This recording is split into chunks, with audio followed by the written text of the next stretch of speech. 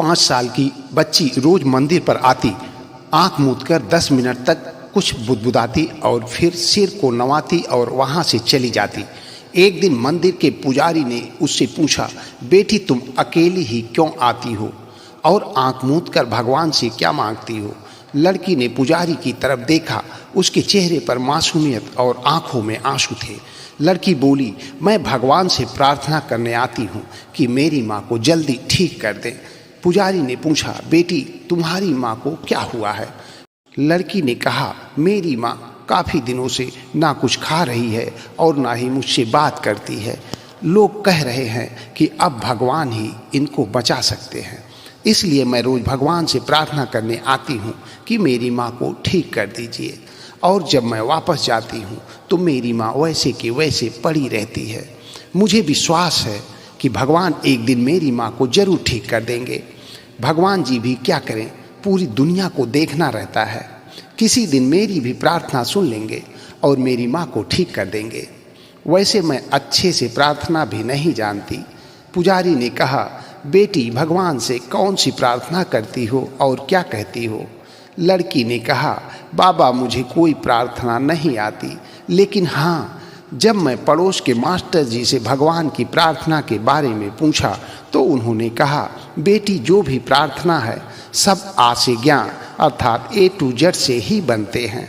सो मैं भगवान से कहती हूँ कि मुझे कोई प्रार्थना नहीं आती, लेकिन आ से ज्ञान तक जो भी प्रार्थना मेरी माँ को ठीक करने के लिए बने वह प्रार्थना आप स्वीकार कर लें और मेरी माँ को ठीक कर दें। यही रोज आकर मैं भगवान जी से कहती हूँ। पुजारी और लड़की की बात पीछे खड़े एक डॉक्टर सुन रहे थे। वह डॉक्टर लड़की से बोले, बेटी तुम कहाँ रहती हो? चलो हम तुम्हारी माँ को देखते हैं। लड़की बोली, अंकल जी मेरी माँ को देखने वाले बहुत से लोग आते हैं, लेकिन वह देखने से नहीं ठीक होगी। अब भगवान ही मेरी माँ को बचा सकते हैं, ऐसा सभी लोग कहते हैं। सज्जन बोले, बेटी भगवान ने ही मुझे भेजा है, चलो तुम अपनी माँ से मुझे मिलाओ। पुजारी ने पीछे मुड़कर देखा तो जिले के सबसे बड़े सर्जन खड़े थे, जो महीने 2 महीने में कभी कभार मंदिर पर आया करते थे। पुजारी ने कहा, डॉक्टर साहब आप कब आए? इस बच्ची से बात कर रहा था और आपको देखा ही नहीं। डॉक्टर ने पुजारी को प्रणाम किया और कहा, थोड़ी देर पहले आया हूँ और आप लोगों की बातें सुन रहा था। डॉक्टर ने अपनी बीवी और बच्चे से कहा, तुम लोग पूजा करके ड्राइवर के साथ घर चले जाना, मैं अभी थोड़ी देर में आ जाऊंगा। ऐसा कहकर बच्ची के साथ उसके घर के लिए निकल पड़े। बच्ची बहुत खुश थी। वह बुदबुदा रही थी कि आखिर भगवान ने मेरी प्रार्थना सुन ही ली। लड़की आगे आगे भागी जा रही थी, डॉक्टर साहब पीछे पीछे। डॉक्टर ने लड़की से कहा, बेटा धीरे धीरे देखना, कहीं किसी से टकरा ना जाना। लेकिन लड़की कुछ नहीं सुन रही थी, बस भागी जा रही थी कि कितनी जल्दी वह माँ के पास पहुँच जाए। 5 मिनट चलने के बाद एक छोटे से घर के सामने वह जाकर रुकी। दरवाज़ा खुला था। वह घर के अंदर गई और माँ को हिलाते हुए कहने लगी, माँ माँ देखो कौन आया है, भगवान जी ने भेजा है, अब तुम ठीक हो जाओगी।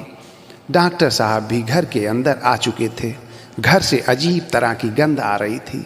ऐसा लग रहा था जैसे कई महीनों से साफ सफाई ना की गई हो। डॉक्टर ने पूछा, बेटा तुम खाती कहाँ हो? उसने जवाब दिया, अंकल अंकल कोई ना कोई कुछ लाकर मुझे दे देता है, वही मैं खा लेती हूँ।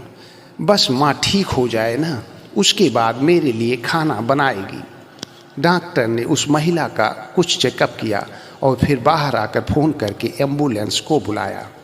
महिला और उस बच्ची को एम्बुलेंस में बैठाकर अपने हॉस्पिटल लेकर चले गए।